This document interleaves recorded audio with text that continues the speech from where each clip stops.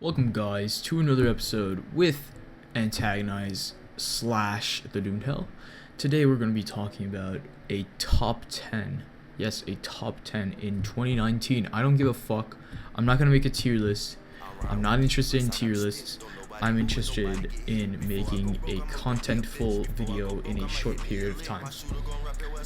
Today we're going to make a top 10 mafioso slash gangster, top 10.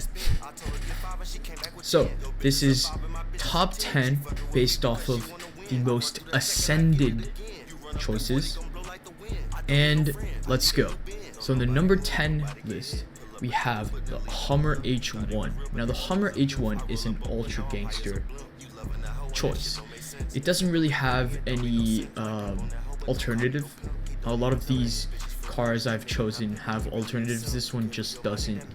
Either you go with the Hummer H1 or you somehow pimp out a monster truck. I've never seen that happen. Like, I've seen crawler builds that look very complete, but they never really look luxurious. They always end up looking very rednecky, I guess I can say. Although I do enjoy, like, I have to say, I fucking love crawlers. Please someone build me a crawler. They're so cool. So ultra gangster. Oh, one other thing I have to mention with the Hummer H1. Hummer H1 makes no power, and it's the worst fuel efficient car ever. I mean, it makes no power, it has 10 miles per gallon, and it's a turbo diesel, so the emissions are just naturally bad. You need to swap this engine. I know it's gonna probably lower the value of this car, but you don't have a choice. If you're gonna daily this car, you don't have a choice. Now I put this on top 10, even though this is probably more expensive than a lot of these cars. It's that price to performance wise, it's really low. It's not very usable, so it ends up not being a very ascended choice, if you know what I'm saying. Number 9 is the Dodge SRT4. I was just mentioning price. I mean, look at the fucking contrast. This is for the neighborhood gangster slash the trapper, the real OG trapper. You know, these guys, they sell weed on the side. You know, they're trying to make a living. You know, they're trying to feed their baby mama. Now you have a lot of alternatives for this car. The Dodge SRT4 itself is not the greatest choice. I mean, the problem with this car is that naturally it looks very, different from everything. So I would suggest, you take off the wing and you bring down the colors and stuff to make it more of a nightclub car. You know what I'm saying? Like a car you can bring to the nightclub, like a fresh boy. So good alternatives: the Acura RSX, or any Integra, really. And actually, you could pick any Civic as long as the Civic isn't, fucking ricey as hell. I mean Honda. Acura TL is probably the best choice out of all the Hondas. It's a sedan. It's a mid-range sedan. It's kind of heavy, but it has a J35 engine, which means it's tunable, and although it has a pretty basic engine, it means that nobody will distinguish the difference between you and any other fucking Lexus or, Infinity. Speaking of Infinity, the Infinity G35 slash G37, that's pretty gangster. Probably one of the cheaper choices, again, Toyota Camry V6 3.5. That's a really decent choice. I mean, there's a pretty big stance community with the Camrys. You could definitely swap out the front so that it actually looks really different. This is one of these cars that can low-key look like a higher range car, which is pretty smart, I think, personally. You also have the BMW E46 3 Series. You have to pick E46. If you pick an E92, you're just not gonna have the same reliability points, and so that's just gonna take you out of the top 10. You could also pick a E36, but the E36 is more of a drift car. It's not really known for its luxury stuff, but you could probably pull it off with earlier BMW. And finally, you have another very ascended choice, the Saab 9.4. The Saab 9.4 is just a great little car. I mean, don't buy one of the newer ones because that's when they, they took out all the good features that Saab had. The earlier versions were really excellent. The sedan specifically will make you look very gangster, and it's one of these cars that are surprisingly good to handle. And for a gangsters don't really give a shit about it, but because they look so different and yet they fit in the crowd perfectly, plus they have quite a bit of horsepower if you push it, it's a great choice all around. In the number 8, we have the Range Rover R38A. If you're not familiar with it, that's your basic late 90s Range Rover. This is the suburban gangster choice. The suburban gangster is the gangster that wants to look like he has a family, but he really doesn't. He's actually bringing fucking crack in the back of his trunk. So he typically picks up an old school, subtle, luxury SUV. So that could be your Lexus LX 470. That basically looks like your average SUV these days. You could pick up an OG G-Wagon if you have the money. You could pick up a first gen Jeep Cherokee. That's probably the cheapest choice out of here. I'd probably LS swap it or something. You could pick up your first gen Toyota RAV4. That's also an excellent choice. If you're in Britain, I strongly suggest you take a look at your Honda HR-V. I mean, it's effectively a wagon that has all-wheel drive, and you could put fucking large tires. I mean, that's a really, really cool choice. Even though it's not necessarily the most gangster choice, just look at it. In number 7, we have a slightly more ascended choice. This is the Subaru WRX. Yes, a lot of people choose Subaru WRXs. Now, I'm not talking about the newest Subaru WRXs. That'll make you look like a fuckboy. If you want a cool WRX, a subtle WRX, pick up your your first gen or second gen WRX. You don't even necessarily need a wing. I mean, this is really about your low-key cars being low-key. All right, it's supposed to be your performance over your looks, and this is the cross-state / highway gangster. So this gangster, he's got a couple customers in a couple different cities, a couple different places in the state, and so he has to get from point A to point B pretty fast and not get noticed. So that's why I picked the WRX. WRX basically looks like a Corolla if you build it right. You can also have the Lexus IS300. You could have the first gen GS300. You could have the Crown Victoria. You could have even maybe at the limit an Evo 10, right? All these motherfucking cars are great because they fit in the crowd most of the time. I mean, not really your Crown Victoria, but people are scared of Crown Victorias, which gives you extra points. So any of these cars are great for their prices specifically. All right, number 6, you have the Lexus SC300/400. This is the rich trapper gangster. These are the gangsters that started off life with their Honda Civics, and they built up. They fucking built up. Like, they're going hard now. These guys, I suggest the SC300 because it's effectively a Supra. I mean, if you do it right, it's basically a Supra. It's pretty low key. It basically looks like a lot of cars on the road if you mod the exterior right. But it can be very fast. It can make your 500 horsepowers, right? Other cars which I suggest are your old school Viper. The Viper kind of looks a little different from other cars on the road, so that's not necessarily the best choice. Your Lamborghini Gallardos, that's not a great choice either, just because there's so many of them on the road. But the Audi TT is a great choice because that one, I think it has a good tuner community. They look pretty good. If you've ever seen it with the wing, I just think the wing really fits it right. I don't know why, but it just does. Like, I just feel I'm feeling a lot of GTA 5 vibes. Like, it just looks good, Alternatively, I would probably suggest a Ford GT or something. I would probably suggest like a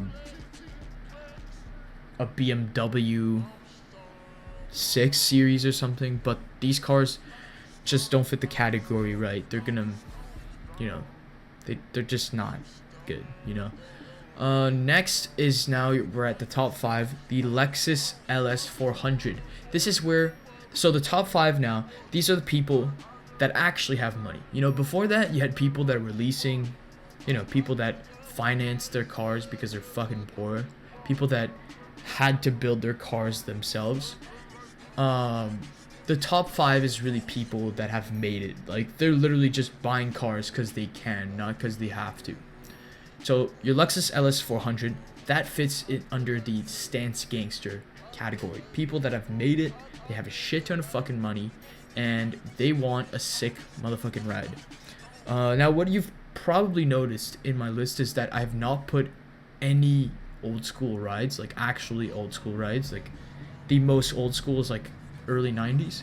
And the reason for that is because, well, firstly, where I come from, it's basically Rust Belt times 2, so there's no point of buying an old car unless you want to drive them literally only 2 months over the year, and apparently now it's gonna be like a month and a half because of climate change. That's pretty fucked up. But it's also because most of old school cars fit under the stance gangster category. So if you're a stance gangster and you want a car that looks fucking nice, you know, get yourself a lowrider basically. Which I'm not saying lowrider and stance are the same, but whatever. You know what I mean? Like, one of these low school cars, go for it. But if you want a modern vehicle, the LS 400 is really, really cool, stance down. The Jag S-Type, very good choice. Audi S4, extremely good choice. JDM Toyota Corona, that's a very interesting choice. I mean, I've not seen that very often. And you also have your slur of American luxury coupes from the 60s to 70s, even 50s, I think. So that's this category is very self-explanatory, so I'm not going to give a whole lot of choices. Next up on our list is the top 4 now. The Audi A8, old school Audi A8, that could fit in stance, slash S7, the, you know, newest S7. Now this is the executive gangster. This is the gangster that doesn't even drive his car. Typically he leases his car, he makes his company pay for the car just because he probably doesn't use that car very often. These are people that use, you know, so your S7 for instance, that's a great fucking executive car. Your JDM Toyota Crown, your Infiniti M45/M56X. These are cars that are extremely reliable. They get you from point A to point B. They're pretty fucking cheap at least, and they're pretty good on gas mileage when you're on the highway. That's the kind of cars we're looking for, and you know, you have a bunch of them. A lot of them exist. Just don't pick a BMW or a Mercedes. That's just not reliable. Don't pick your fucking Fords and Dodges unless you're legit, you don't give a fuck, right?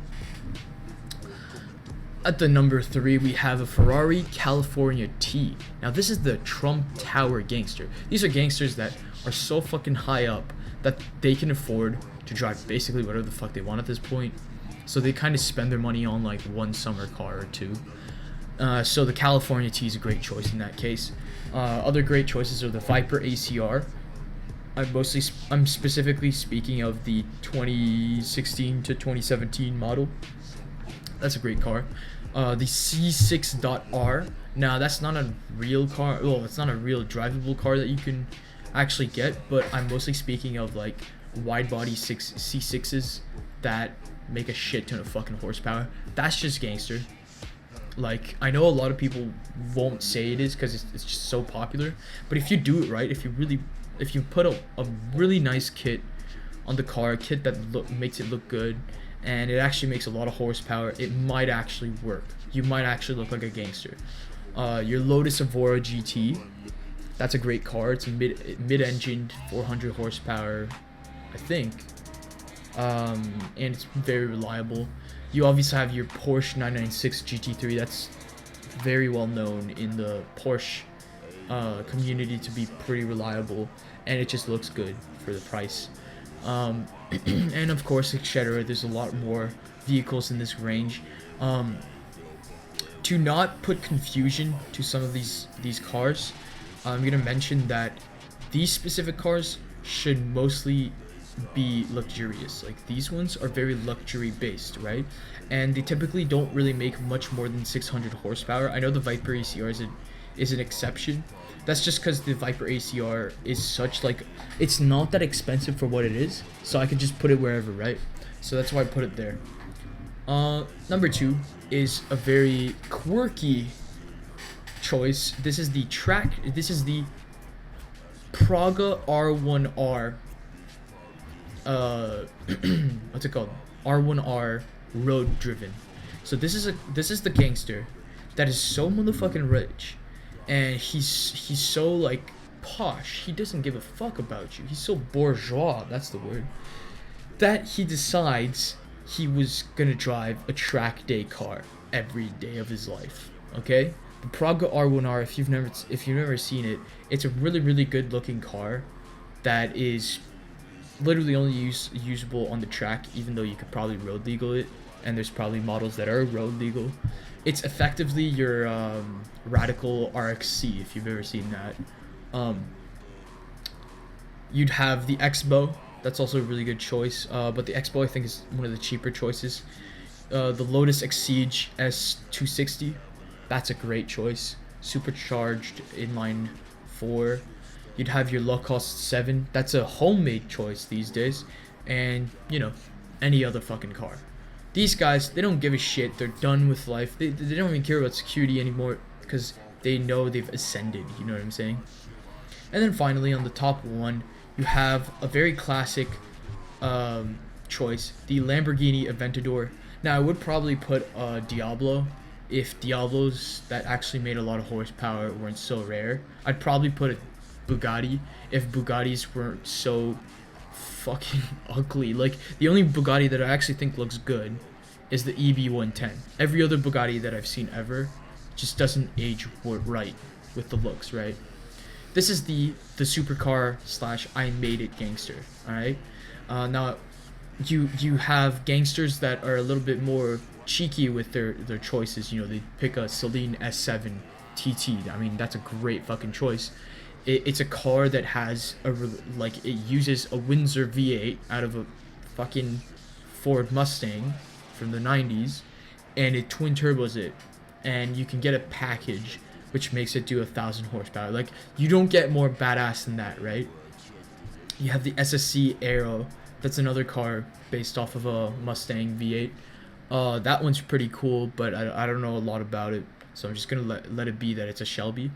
You have the Esprit GT1. Now, this is more of like a very niche type of I made it gangster. This is the one that not only doesn't give a fuck about driving cars that are like millions of dollars, but he also doesn't give a fuck that his car was built like 25 years ago and it's legendary, right?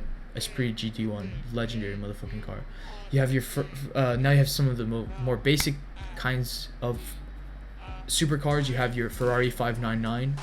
You have your Zonda 760. That one's probably the most expensive in this list. And, you know, overall, you can really pick whatever you want. I mean, people will probably say, oh, I got a Huracan, I made it. I disagree. I think the Huracan would probably put you on the 6, just because the Gallardo isn't that expensive. So just getting a Huracan is basically like buying a Gallardo plus adding a supercharger. You're not really, like, it's not really that performance oriented. It's not really that impressive. If you got an Aventador, at least you can say, yeah, this is a real Italian V12. This is real Italian, right?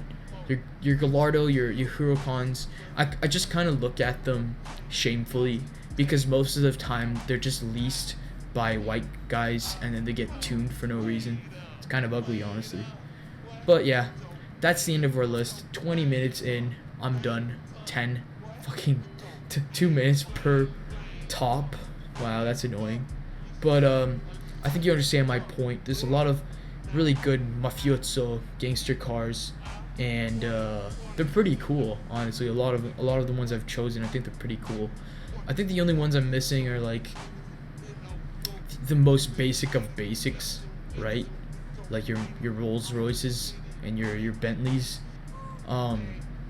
Let's not talk about those. All right, they're just too fucking basic. Well, I'll just leave it at that, guys. If you enjoyed this video, please thumbs it down, actually, because I'm not making any more of these fucking videos.